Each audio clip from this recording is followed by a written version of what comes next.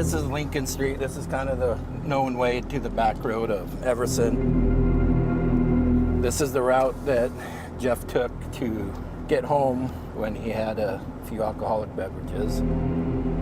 Obviously, the person that's responsible for his murder knew this. Somebody knew, and they were waiting for him. It definitely was a murder that was set up. Well, he was a real sweetheart, and when they would go out to play, Joel always watched after him. I'm Joel Little, and I was his older brother. He was always my best friend, and then later on in life, when we were fishing, I was running the boat, and he was my right-hand man. It was July 2009. Jeff and Joe Little were working as commercial fishermen in Alaska. I was in the engine room, and he hurt his knee. He had to come home to have it looked at, and in less than 24 hours of being home, he was gone. The night of his murder, Jeff decided to go out to dinner with a few friends, then went to a local bar for a few drinks. We're standing at the corner of West Main and Harkness Street. This is Herb Neiman's restaurant where Jeff Little was last seen. On that typical night that Jeff was here, not a lot of people. He got here somewhere between 9:30, had 3 or 4 drinks, came outside to smoke, and then left in his vehicle. A suspicious person was seen with Jeff moments before he decided to drive home. And they described him as scruffy, younger looking guy, and nobody knew who he was.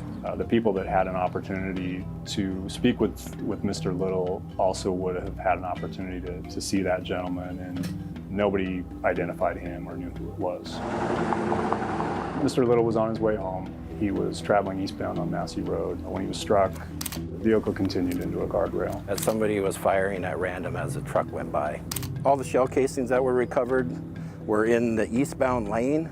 That gives us information that that's possibly where the shooter was standing, which means that the vehicle may have been in the opposite lane and going around somebody. We know it was not a robbery. He had cash in his wallet. Detectives went to Mary Beth's home to tell her that her son had been murdered.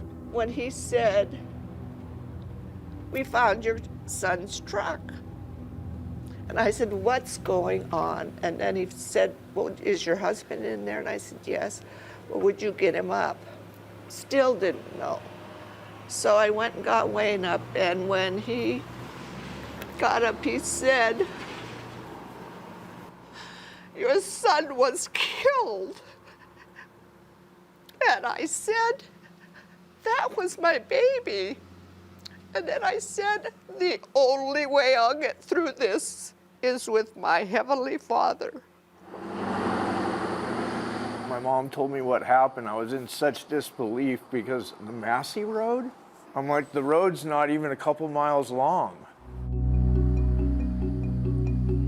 And as you can see, it's pretty quiet out here, right? There's no cars coming at night. It's even less traffic. And it would have only been people that had inside information about Mr. Little, his whereabouts, his travel routine. Detectives described Jeff Little's murder as an ambush. He was 2 miles away from being home, and neighbors who called 911 saw a suspicious vehicle leave Massey Road. At least one person in particular had seen a vehicle flee the scene.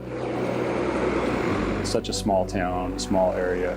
We would have assumed at this point that we would have had at least a couple of tips. It's been 15 years, and this case is still unsolved, but detectives tell me it's not a cold case. They do have some leads.